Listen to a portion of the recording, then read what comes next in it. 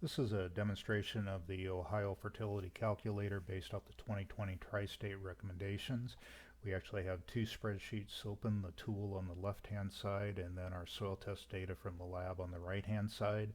First thing in the tool that we need to do is enable the content, and we click Enable Editing and then Enable Content, and now we can use the buttons to navigate through the data entry and reports.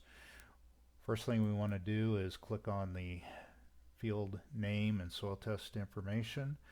Then we can go over to our soil test results, which actually I did change the columns to match the Ohio Fertility Calculator tool columns. We're going to do a copy, and then we're going to go over and paste using values. We can obviously do keystroke entry, but if we have the data in a electronic form, much easier to do a copy and paste. Next area, we want to go back and make some decisions related to the recommendations. We can decide whether we want to have the critical levels reflect wheat and alfalfa or grass, legume, hay in the rotation, or we can leave it no, which gives us the values for critical level for our corn and soybean crops. We can include or exclude buildup in the recommendations if we like. We can change the years of buildup to a shorter than the default 4 years, shorter or longer. We can make a selection for our target pH for lime recommendations and target depth of incorporation of lime.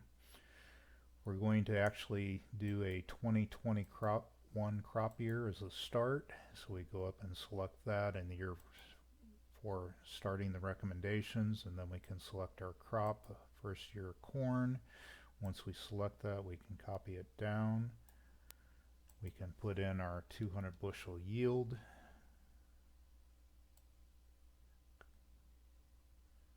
and then put in our second year crop of soybeans, and put in our yield of 65 bushel for our soybean crop.